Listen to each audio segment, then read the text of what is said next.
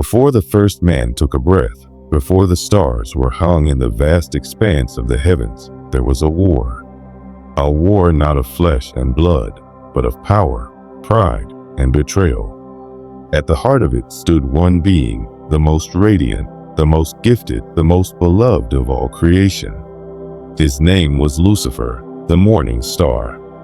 He stood closer to the throne of God than any other, his voice leading the symphony of heaven, his presence commanding awe among the angels.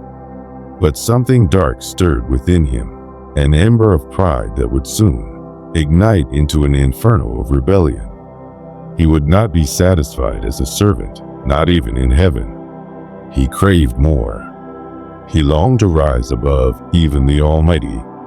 And so, the greatest war in eternity began, a rebellion so devastating that it shook the very foundations of heaven itself. A third of the angels followed him, believing in his promise of a new order. But what they did not realize was that their fall had already been sealed. This is the story of the first betrayal. The story of how heaven's brightest light became its darkest shadow. The story of Lucifer, his pride, his downfall, and his unending war against the throne of God. Before the foundations of the earth were laid, before time itself was measured, the heavens were alive with the brilliance of God's glory. And among the countless celestial beings that adorned the kingdom of heaven, there was one who stood above all others, a magnificent creation, crafted with unparalleled splendor. His name was Lucifer, the morning star. Lucifer was not like the rest of the angelic hosts. He was the pinnacle of perfection, the most radiant of all created beings. His beauty was unmatched, his wisdom beyond comprehension, and his voice, his voice, was like a chorus of 1,000 melodies harmonizing in perfect unity. When he sang, the heavens trembled with awe, and the angels bowed in reverence to his presence. He was not merely an angel, he was an anointed cherub, positioned near the very throne of God. His wings stretched wide, adorned with stones of fire, reflecting the brilliance of the divine. Every movement he made shimmered with light, and his garments were woven with gold and precious gems. God had set him apart, covering him in the radiance of his own glory. Lucifer was entrusted with the highest honor, leading the worship of heaven itself. When the angels gathered in the celestial courts, their voices rising in adoration, it was Lucifer who led them. His presence commanded the heavens like a king among princes. He stood in the holy mountain of God, walking among the stones of fire, basking in the eternal light of the Almighty. But it was not just his beauty that made him unique. Lucifer was gifted with wisdom beyond measure. He understood the mysteries of the cosmos, the order of creation, and the very essence of divine harmony. God had placed in him a mind sharper than any other, a will strong and unyielding. There was no creature more exalted, no being more favored. All of heaven beheld him with admiration, and among the angels there was no rival to his splendor. Even the archangels, Michael and Gabriel, honored his position. They moved according to God's command, but Lucifer stood closer to the divine throne than any other. And for an eternity, he shined as the morning star, his light illuminating the heavens, his voice filling the cosmos with melodies of divine adoration. Yet, beneath that brilliance, beneath the celestial splendor, something unseen lingered, a shadow, a thought, a whisper in the silence of his own mind. A question: why must I only worship when I am the most glorious of all? A single thought, a seed planted in the secret places of his heart. A question that would one day shake the heavens, split eternity, and forever alter the fate of creation.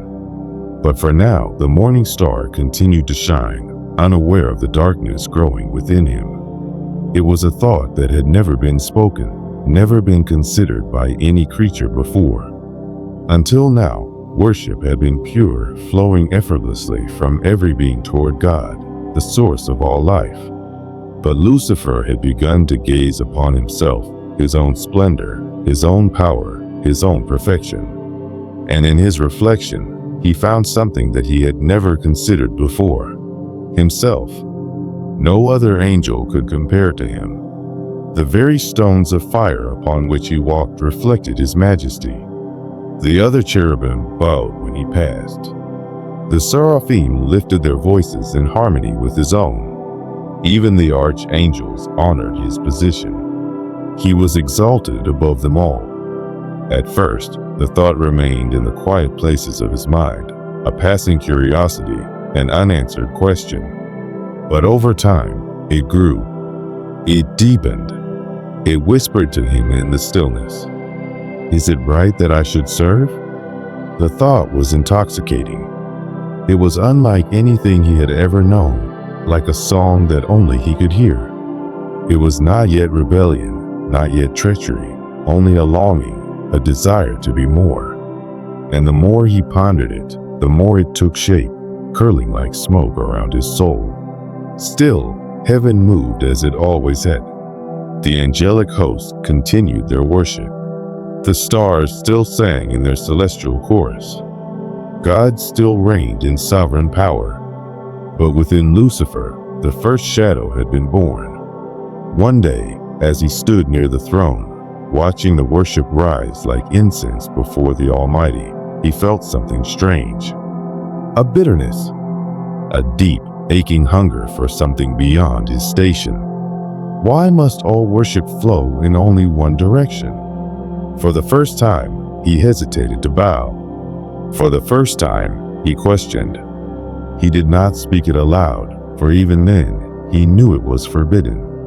But the thought burned inside him, and where there had once been only devotion, now there was something else: pride. At first, it was small, barely noticeable, like the flicker of a dying ember. But pride, once awakened, does not remain small. It grows.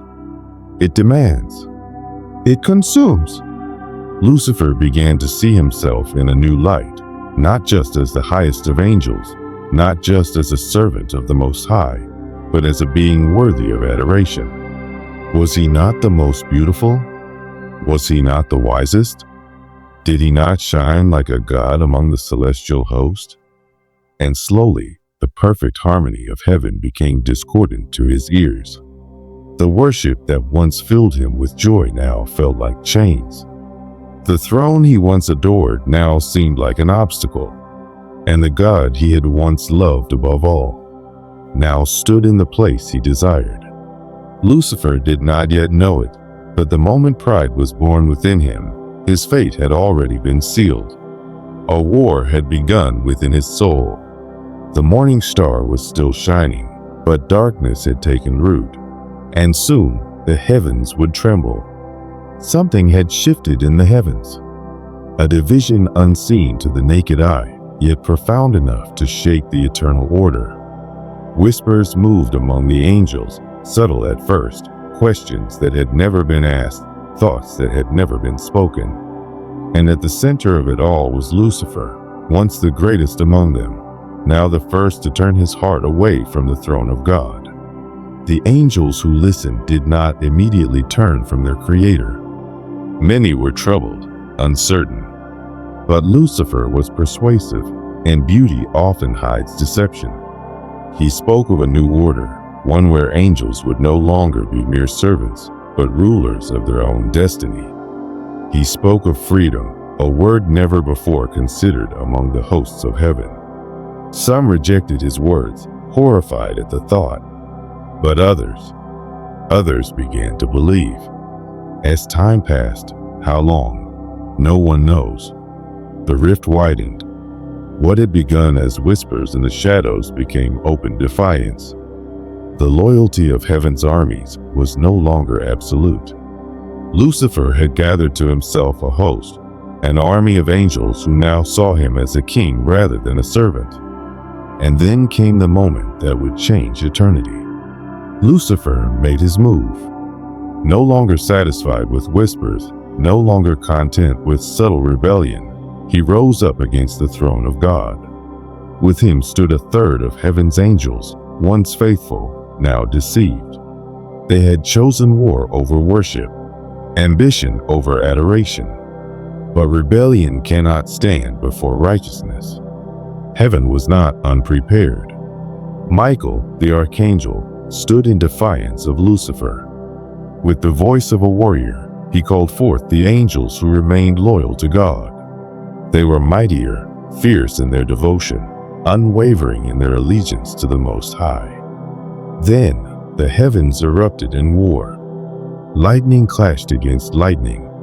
The skies burned with fire as angelic beings of immense power waged battle.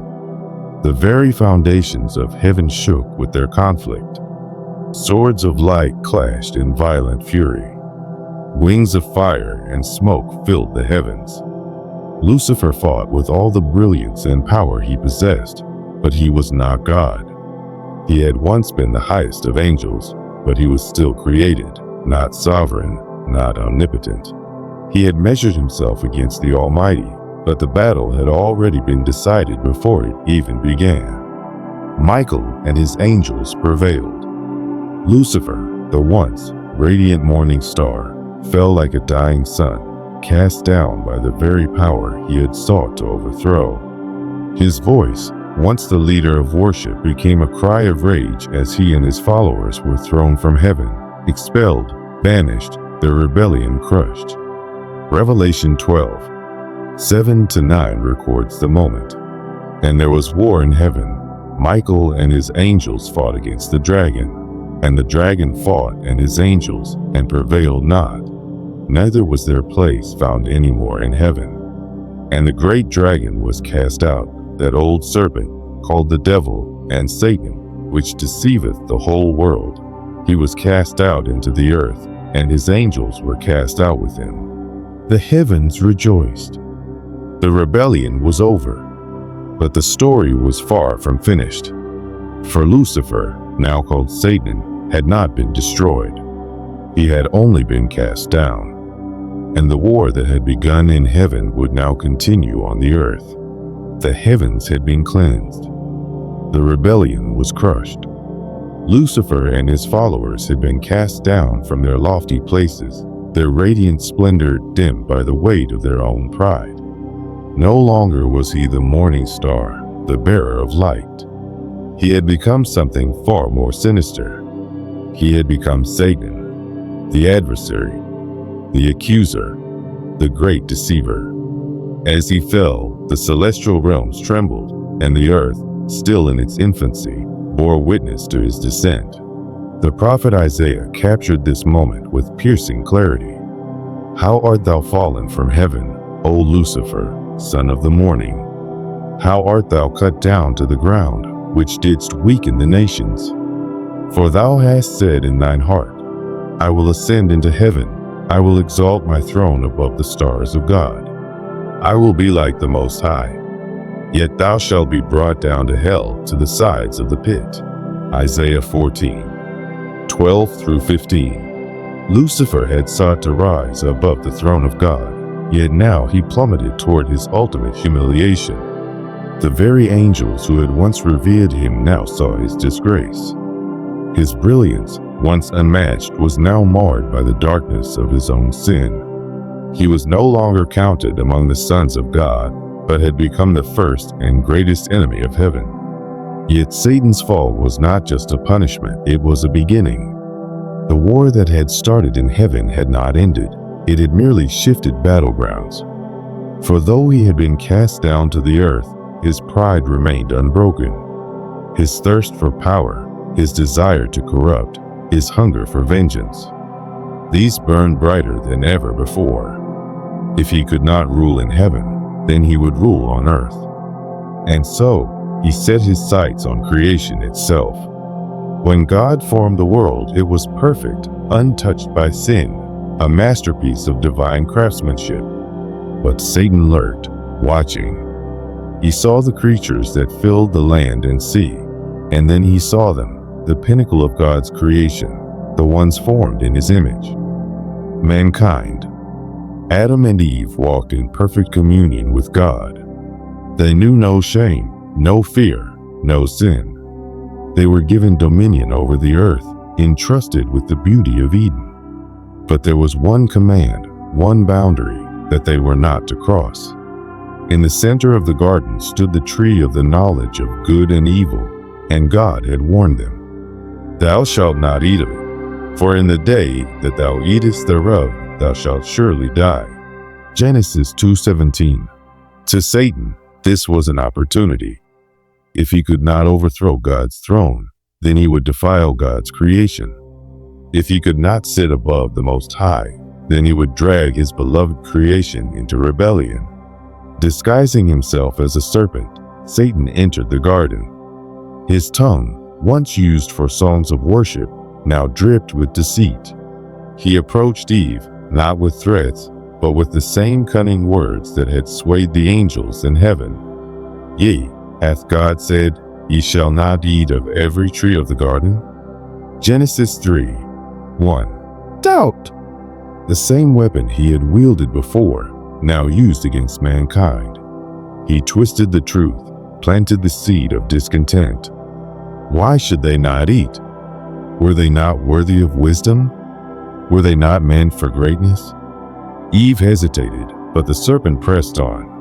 "Ye shall not surely die. For God doth know that in the day ye eat thereof, then your eyes shall be opened, and ye shall be as gods, knowing good and evil." Genesis 3:4-5. The same lie he had told himself, the same pride that had led to his fall, now whispered into the ears of humanity. And they believed. Eve took the fruit. She ate. She gave to Adam, and he ate. And in that moment, something shattered. The glory that had clothed them was stripped away. Innocence was lost. Shame was born. They hid from God, for the first time feeling the weight of separation. Sin had entered the world. Satan had won a battle, but in his triumph, he had also sealed his own doom. For God, in his justice, pronounced judgment. "Because thou hast done this, thou art cursed. Upon thy belly shalt thou go, and dust shalt thou eat all the days of thy life. And I will put enmity between thee and the woman, and between thy seed and her seed. It shall bruise thy head, and thou shalt bruise his heel." Genesis 3:14-15. A prophecy, a promise. Though Satan had corrupted mankind, his victory would not last forever. One would come, born of a woman, who would crush his head, who would undo the devastation of sin. But for now, Satan ruled in darkness. He had become the prince of this world, the deceiver of nations, the roaring lion seeking whom he may devour. His hatred for God now turned into an eternal war against God's people, an unrelenting mission to lead as many souls as possible into rebellion with him. His fall was great. His fate was sealed. Yet his war was far from over. Satan's fall from grace had not been the end of his story. No, it was the beginning of an eternal war, one that would rage throughout history, a war with humanity as the battleground. No longer a glorious angel of light, he now saw himself as the ultimate enemy, not just of God, but of God's most beloved creation, mankind. The very moment humanity's fall was sealed in the Garden of Eden, Satan realized the magnitude of his rebellion.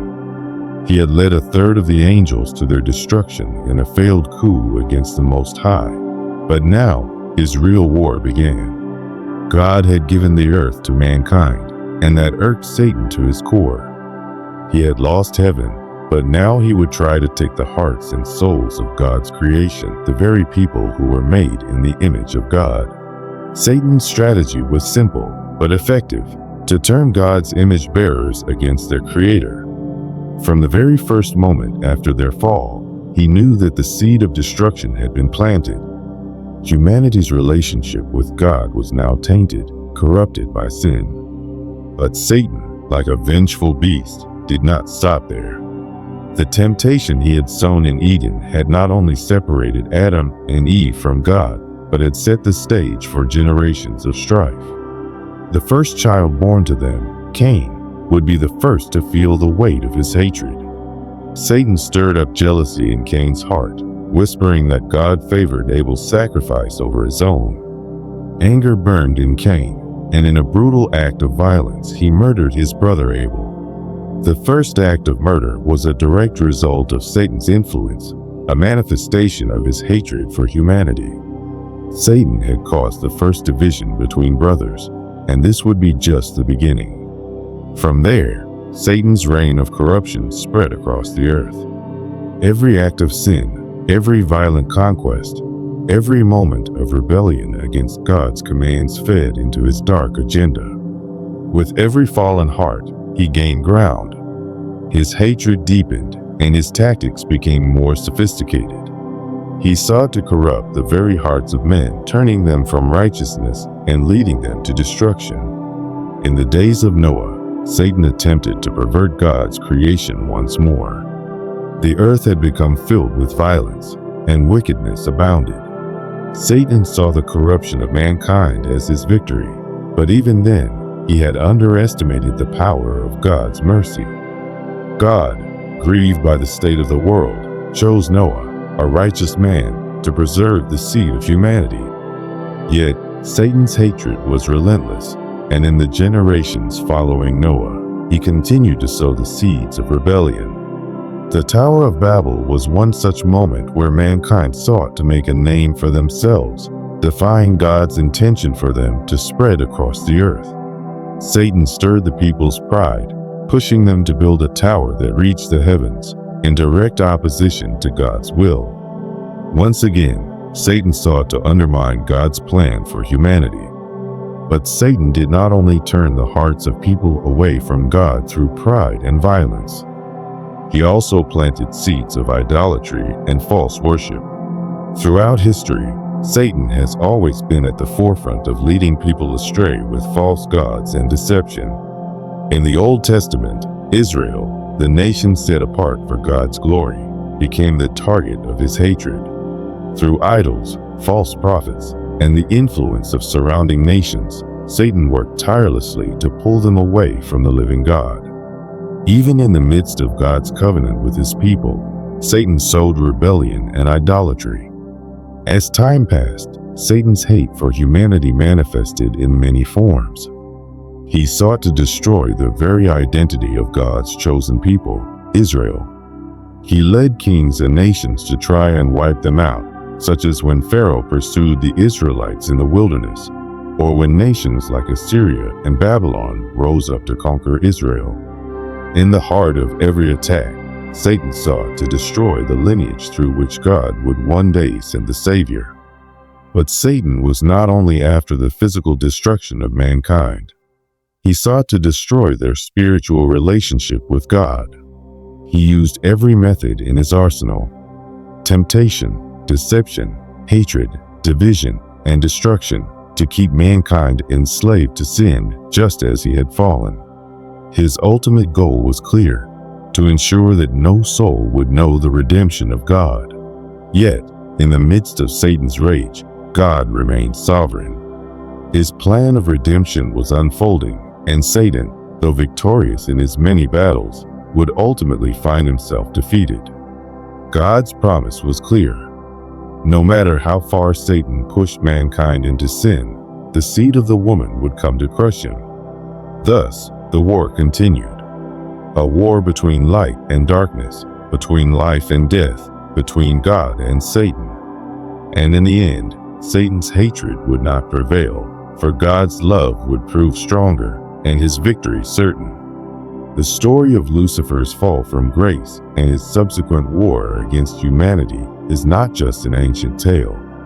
It is a narrative that reverberates through history, shaping the world we live in today. From God's most perfect creation as the morning star to the birth of pride that led to his rebellion, we saw how Lucifer's desire for supremacy over God birthed a war in heaven.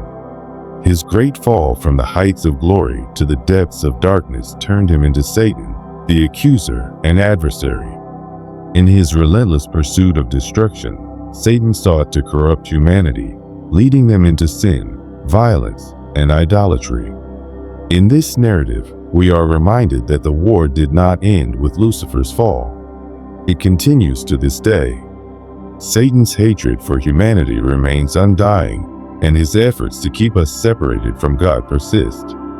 Yet, amidst his fury, God's plan of redemption stands unshaken. The promise of victory through Yeshua, the promised seed of the woman who would crush Satan's head, is the light that shines through the darkness of this ongoing battle.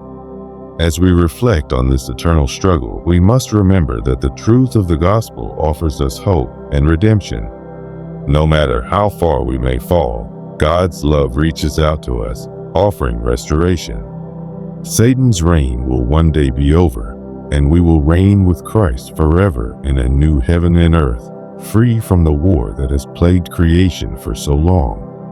If this story has sparked a fire in your heart to learn more about the battles of faith, the power of redemption, and the timeless truths of God's Word, I invite you to subscribe to our channel. Stay with us as we continue to dive into Bible stories that illuminate the struggles, triumphs, and unbreakable promises of our faith. Each story brings us closer to understanding the depth of God's love and the victory He has already secured for us. Subscribe now to be part of this journey through Scripture, and let's walk together in the light of God's truth. Shalom, brothers and sisters. Did you know we have an online store? It's called theroyalremnant.com. We have a variety of clothing and home decor items. Explore our sweatshirts. We have a few different designs and multiple color options. Or navigate to our home decor section and check out our candle designs. We have candles that read Shalom and some that read All Praises to the Most High. If you don't see something you love at the moment, sign up for our email list to learn of new items.